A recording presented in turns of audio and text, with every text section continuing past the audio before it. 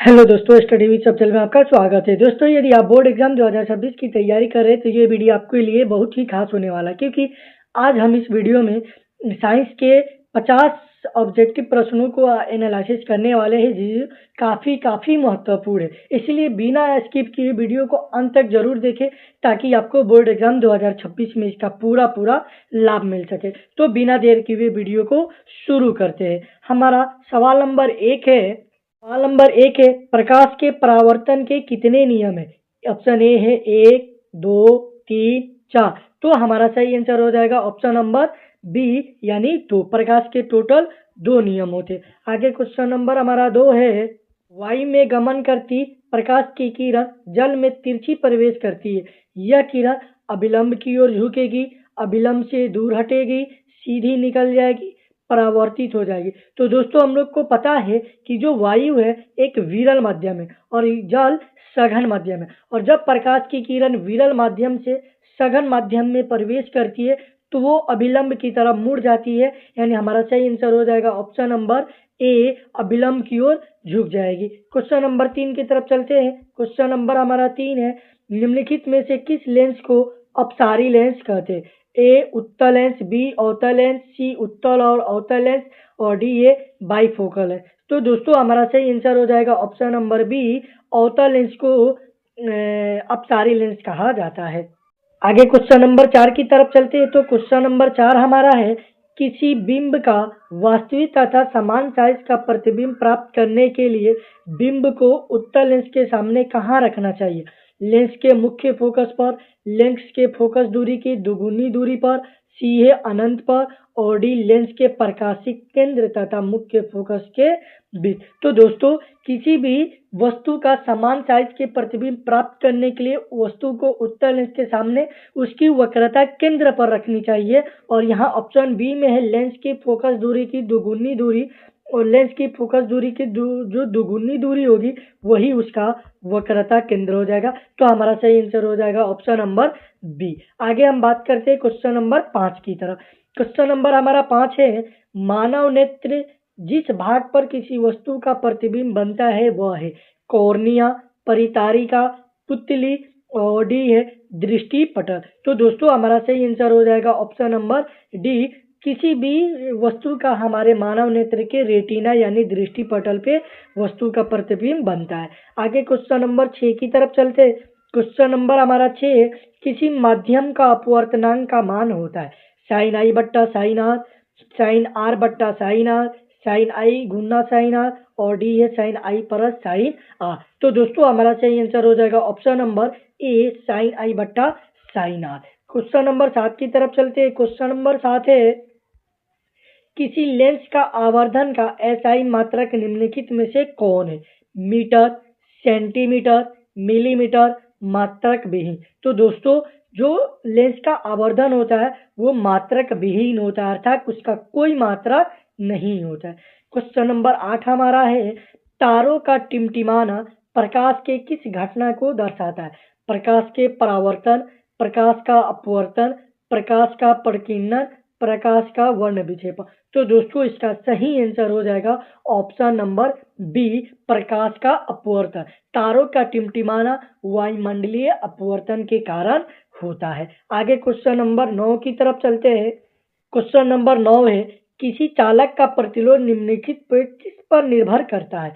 चालक की लंबाई पर, चालक के अनुप्रस्थ काट क्षेत्रफल पर, चालक के पदार्थ की प्रकृति पर, उपर्युक्त सभी पर। तो दोस्तों, जो प्रतिरोध होता है वो चालक के लंबाई पर भी डिपेंड करता है, चालक के अनुप्रस्थ काट के पर क्षेत्रफल पर भी डिपेंड करता है, चालक के पदार्थ की प्रकृति पर भी डिपेंड करता है, यानी हमारा सही आंसर हो जाएगा ऑप्शन नंबर डी, सभी पे डिपेंड करता है। क्वेश्चन नंबर 10 की तरफ चलते हैं।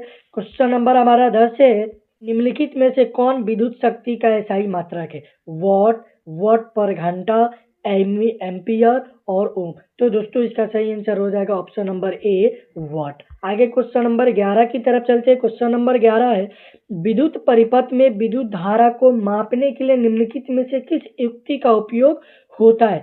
ए गैल्वेनोमीटर, वोल्टमीटर, आमीटर, और डी है वोल्टामीटर। तो दोस्तों याद रखना है, विद्युत परिपथ में विद्युत धारा को मापने के लिए एमीटर का उपयोग किया जाता है। दोस्तों बहुत बार ये कंफ्यूजन हो जाता है कि कभी कभी गैल्वेनोमीटर दिमाग में आ जाता है। दोस्तों परिपथ में गैल्वेनोमीटर का इस्तेमाल विद्युत धारा दर्शाने के लिए किया जाता है, अर्थात ये देखने के लिए कि विद्युत धारा की दिशा किधर है, यानी विद्युत धारा की दिशा देखने के लिए विद्युत परिपथ में गैल्वेनोमीटर का इस्तेमाल किया जाता है। लेकिन विद्युत धारा मापने के लिए कि तार से कितने एम्पियर की धारा प्रवाहित हो रहा है, उसके लिए हम लोग एमीटर का उपयोग करते हैं।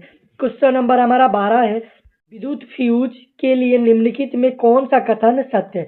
प्रतिरोध तथा गलनांक दोनों अधिक होता है, प्रतिरोध कम गलनांक अधिक होता है, प्रतिरोध अधिक और गलनांक कम होता है, प्रतिरोध तथा गलनांक दोनों कम होता है। तो दोस्तों हमें याद रखना है कि जो विद्युत फ्यूज होता है, विद्युत फ्यूज का प्रतिरोध और गलनांक दोनों कम होता है। आगे क्वेश्चन नंबर 13 की तरफ चलते हैं। तो क्वेश्चन नंबर हमारा 13 है, निम्नलिखित पदार्थों में कौन चुंबक पदार्थ नहीं है? लोहा, निकेल, पीतल और कोबाल्ट। तो दोस्तों जो पीतल होता है वो एक चुंबकीय पदार्थ नहीं होता है। क्वेश्चन नंबर 14 की तरफ चलते हैं। क्वेश्चन नंबर हमारा 14 है, किसी विद्युत धारावाही सीधी लंबी परिनालिका के भीतर चुंबकीय क्षेत्र का मान 0 होता है, इसके सिरे की ओर जाने पर घटता है, इसके सिरे की ओर जाने पर बढ़ता है, सभी बिंदुओं पर समान होता है। तो दोस्तों हमें याद रखना है कि विद्युत परिनालिका के भीतर चुंबकीय क्षेत्र का मान सभी बिंदु पर समान पाया जाता है। क्वेश्चन नंबर 15 की तरफ चलते। तो क्वेश्चन नंबर हमारा 15 है, विद्युत धारा के चुंबकीय प्रभाव का खोज किसने किया? ओस्टर्ड, एम्पियर, बोर और फैराडे। तो दोस्तों इसका सही आंसर हो जाएगा फैराडे। क्वेश्चन नंबर 16 की तरफ चलते हैं। क्वेश्चन नंबर हमारा 16 है, निम्नलिखित में से कौन जैव मात्रा ऊर्जा स्रोत का उदाहरण नहीं है? लकड़ी, गोबर गैस, नाभिकीय ऊर्जा और कोयला। तो दोस्तों इसका सही आंसर हो जाएगा ऑप्शन नंबर सी, नाभिकीय ऊर्जा।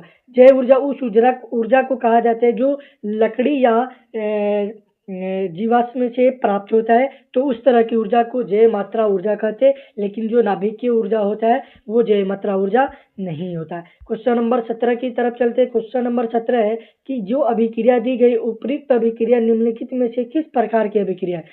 संयोजन अभिक्रिया, द्विविस्थापन अभिक्रिया, वियोजन अभिक्रिया, विस्थापन अभिक्रिया। तो दोस्तों अगर हम अभिक्रिया में देखें तो यहाँ जो सोडियम है और सल्फेट है, बेरियम क्लोराइड है।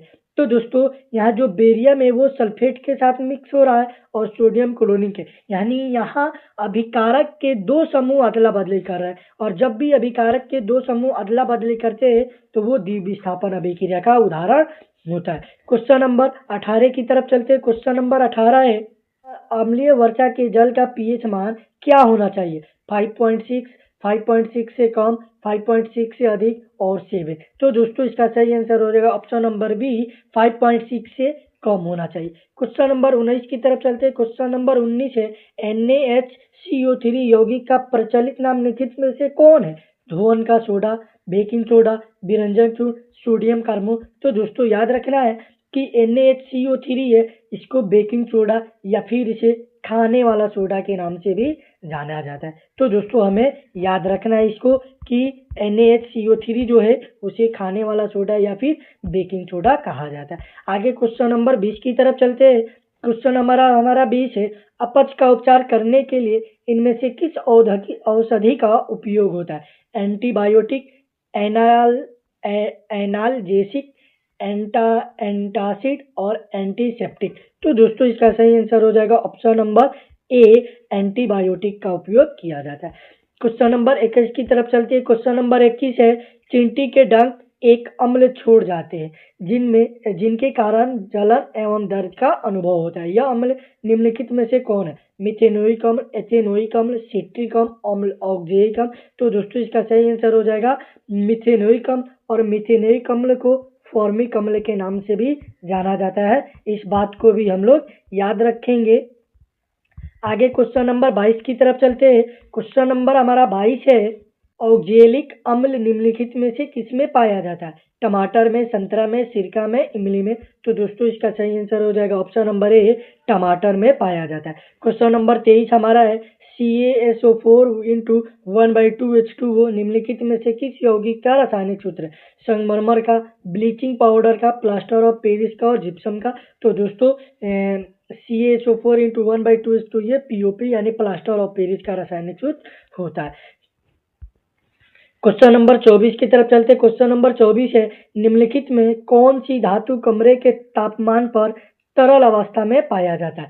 पारा, आयोडीन, सल्फर और कार्बन। तो दोस्तों इसका सही आंसर हो जाएगा ऑप्शन नंबर ए, पारा। क्वेश्चन नंबर 25 की तरफ चलते। क्वेश्चन नंबर हमारा 25 है, नाइट्रोजन के दो परमाणुओं के बीच कितने आबंध बनते हैं? एकल आबंध, द्विआबंध, त्रिआबंध, इनमें से कोई नहीं। तो दोस्तों इसका सही आंसर हो जाएगा ऑप्शन नंबर सी, त्रिआबंध बनते हैं। क्वेश्चन नंबर 26 की तरफ चलते। क्वेश्चन नंबर हमारा 26 है, निम्नलिखित में से कौन विद्युत का सुचालक है? हीरा, ग्रेफाइट, आयोडीन और गंधक। तो दोस्तों इसका सही आंसर हो जाएगा ऑप्शन नंबर बी, ग्रेफाइट। आगे क्वेश्चन नंबर 27 की तरफ चलते हैं। क्वेश्चन नंबर 27 है, कार्बन के सबसे बाहरी कोश में इलेक्ट्रॉन की कुल संख्या निम्नलिखित में से क्या होती है? तो दोस्तों जो कार्बन होता है इसके परमाणु संख्या 6 होता है और हम इसकी इलेक्ट्रॉनिक विन्यास लिखे तो पहले कक्षा में 2 इलेक्ट्रॉन और बचे इसमें से 6 में से 2 लिख दिए तो बचे 4, यानी इसके बाहरी कक्षा में 4 इलेक्ट्रॉन होते हैं। हमें याद रखना, इसका ऑप्शन नंबर बी सही हो जाएगा। क्वेश्चन नंबर 28 की तरफ चलते हैं। क्वेश्चन नंबर 28 है, एल्कीन का सामान्य सूत्र निम्नलिखित में से कौन है? CnH2n+2, CnH2n-2, CnH2n, CnHn। तो दोस्तों इसका सही आंसर हो जाएगा ऑप्शन नंबर सी, CnH2। दोस्तों हमें याद रखना है CnH2n-2 जो होता है ये एल्काइन का सूत्र होता है। एल्काइन समूह के जितने तत्व होते हैं उनका सूत्र CnH2n-2 होता है और CnH2n+2 जो होता है ये एल्केन समूह के तत्वों का सामान्य रासायनिक सूत्र होता है, हमें याद रखना है। आगे चलते क्वेश्चन नंबर 29 की तरफ। क्वेश्चन नंबर 29 है, समान आणविक सूत्र लेकिन विभिन्न संरचनाओं वाले यौगिक निम्नलिखित में से क्या कहलाते? संरचनात्मक समावयव, सजातीय श्रेणी, प्रक्रियात्मक समूह, इनमें से कोई नहीं। तो दोस्तों याद रखना है, इसका सही आंसर हो जाएगा ऑप्शन नंबर ए, संरचनात्मक समावयव। क्वेश्चन नंबर 30 की तरफ चलते हैं। क्वेश्चन नंबर हमारा 30 है, मेंडलीव के आवर्त नियम के अनुसार तत्वों के गुणधर्म निम्नलिखित में से किसके आवर्त फलन होते हैं? परमाणु संख्या के, परमाणु द्रव्यमान के, परमाणु आकार के, घनत्व के। तो दोस्तों जो मेंडलीव थे उन्होंने बताया था कि जो तत्वों के गुणधर्म होते हैं वो परमाणु द्रव्यमान के आवर्त फलन होते हैं, यानी ऑप्शन नंबर बी हमारा सही आंसर हो जाएगा। क्वेश्चन नंबर 31 की तरफ चलते।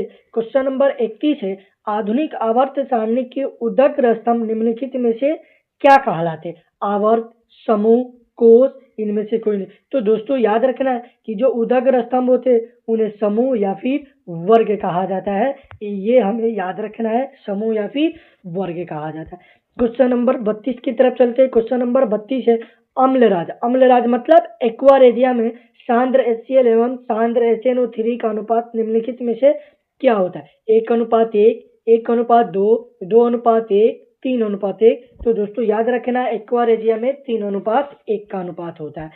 आगे बात करता हूँ क्वेश्चन नंबर 33 की तरफ। हरे पौधे कहलाते स्वपोषी, मृतजीवी, परजीवी, उपयुक्त सभी। तो दोस्तों याद रखना हरे पौधे को स्वपोषी कहा जाता है। क्वेश्चन नंबर 34 की तरफ चलते। क्वेश्चन नंबर 34 है, छोटी आंत में पाए जाने वाले रसांकुर का क्या कार्य है? अंतर्ग्रहण, पाचन, अवशोषण, स्वांगीकरण। तो विलाई रसांकुर जिन्हें विलाई कहा जाता है इनका मुख्य काम होता है अवशोषण और अवशोषण के लिए सतह क्षेत्रफल को बढ़ा देना। क्वेश्चन नंबर 35 की तरफ चलते। क्वेश्चन नंबर 35 है, क्रेबस चक्र की क्रिया कहाँ होती है? कोशिका द्रव्य में, माइटोकॉन्ड्रिया में, गोल्गी काय में, इनमें से कोई नहीं। तो दोस्तों जो क्रेबस चक्र की क्रिया होती है वो माइटोकॉन्ड्रिया में देखने को मिलती है। क्वेश्चन नंबर 36 की तरफ चलते। क्वेश्चन नंबर हमारा 36 है, पादप में अनॉक्सी शोषण का अंतिम उत्पाद है? एमिनो अम्ल, वसा अम्ल, एथाइल एल्कोहल, डी, इनमें से कोई नहीं। तो अनॉक्सी शोषण का अंतिम उत्पाद एथाइल एल्कोहल यानी एथेनॉल होता है। आगे क्वेश्चन नंबर 37 की तरफ चलते हैं। क्वेश्चन नंबर 37 है, पौधों में जल का परिवहन किसके द्वारा होता है? जाइलम, फ्लोएम, ए और बी दोनों, डी, इनमें से कोई नहीं। तो दोस्तों हमें याद रखना है कि जल का परिवहन जाइलम के द्वारा होता है, जबकि जो खाद्य पदार्थ होते हैं खाद्य पदार्थों का परिवहन पेड़ पौधों में फ्लोएम के द्वारा होता है। क्वेश्चन नंबर 38 की तरफ चलते हैं। क्वेश्चन नंबर 38 है, खुला परिवहन तंत्र किसमें पाया जाता है? बिल्ली में, मनुष्य में, पक्षी में, तितली में। तो दोस्तों हमें याद रखना है जो खुला परिवहन होता है वो इंसेक्ट्स यानी कीड़े मकोड़े में पाया जाते हैं, इसीलिए हमारा सही आंसर हो जाएगा ऑप्शन नंबर डी, तितली में। क्वेश्चन नंबर 39 की तरफ चलते हैं। क्वेश्चन नंबर 39 है, इनमें से कौन पादप उत्सर्जी पदार्थ नहीं है? टैनिन, रेजिन, लेटेक्स और स्टार्च। तो दोस्तों याद रखना है जो स्टार्च होता है वो पादप उत्सर्जी पदार्थ नहीं होता है। क्वेश्चन नंबर 40 की तरफ चलते हैं। क्वेश्चन नंबर 40 है, इनमें कौन एमिनो अम्ल के विखंडन से बनता है? Carbon dioxide, carbon monoxide, ammonia, उपयुक्त सभी। तो दोस्तों एमिनो अम्ल के विखंडन से अमोनिया का निर्माण होता है, NH3 का। आगे क्वेश्चन नंबर 41 की तरफ चलते हैं। क्वेश्चन नंबर 41 है, इनमें कौन अंतःस्रावी ग्रंथि है? यकृत, लार ग्रंथि, श्वेत ग्रंथि, थायराइड ग्रंथि। तो दोस्तों याद रखना है जो थायराइड ग्रंथि होता है वो एक अंतःस्रावी ग्रंथि होता है। क्वेश्चन नंबर 42 की तरफ चलते हैं। क्वेश्चन नंबर 42 है, इनमें से कौन फल पकाने में प्रयुक्त होता है? Auxin, gibberellin, ethylene, cytokinin. तो दोस्तों हमारा सही आंसर हो जाएगा option number C, ethylene. Question number 43 की तरफ चलते हैं। क्वेश्चन नंबर हमारा 43 है, इंसुलिन की कमी से कौन सा रोग होता है? घेंघा रोग, मधुमेह रोग, एड्स, रतौंधी। तो दोस्तों हमारा सही आंसर हो जाएगा वो हो जाएगा ऑप्शन नंबर बी, मधुमेह रोग, जिसे डायबिटीज या फिर चीनी की बीमारी के नाम से भी जाना जाता है। क्वेश्चन नंबर 44 की तरफ चलते हैं। क्वेश्चन नंबर 44 है, इष्ट में अलैंगिक जनन का कौन सी विधि है? मुकुलन, बीजाणु जनन, पुनर्जनन, इनमें से कोई नहीं। तो दोस्तों याद रखना है कि इष्ट में अलैंगिक जनन की मुकुलन विधि पाई जाती है। क्वेश्चन नंबर 45 की तरफ चलते हैं। क्वेश्चन नंबर हमारा 45 है, मानव में निषेचन की क्रिया कहाँ होती है? गर्भाशय में, योनि में, अंडाशय में, फैलोपियन नलिका में। तो दोस्तों याद रखना है निषेचन की क्रिया फैलोपियन नलिका में होती है। क्वेश्चन नंबर 46 की तरफ चलते हैं। क्वेश्चन नंबर 46 है, अनुवांशिकता के पिता कौन कहे जाते हैं? Mendel, Darwin, Lamarck, Haldane. तो दोस्तों याद रखना है अनुवांशिकता के पिता मेंडल को कहा जाता है। क्वेश्चन नंबर 47 है, जीव मंडल में ऊर्जा का मुख्य स्रोत कौन है? उत्पादक, उपभोक्ता, अपघटक और सूर्य। तो दोस्तों याद रखना है जीव मंडल में उत्पादक के ऊर्जा का मुख्य जो स्रोत होता है वो उत्पादक होते हैं। आगे क्वेश्चन नंबर 48 की तरफ चलते हैं। क्वेश्चन नंबर 48 है, जातियों की उत्पत्ति नामक पुस्तक किसने लिखी है? लामार्क, डार्विन, मेंडल, इनमें से कोई नहीं। तो दोस्तों याद रखना है जातियों की उत्पत्ति नामक पुस्तक डार्विन साहब ने, चार्ल्स डार्विन ने लिखी थी। तो दोस्तों आज हमारा साइंस के क्लास 10 के साइंस के 48 प्रश्नों का एनालिसिस हमने पूरी किया। दोस्तों यदि वीडियो पसंद आया हो तो वीडियो को लाइक ज़रूर करें और हमारे चैनल स्टडी विद सफजल से जुड़ के अपनी तैयारी को अपने मंच तक पहुंचाएं और अपनी तैयारी को मजबूत करें।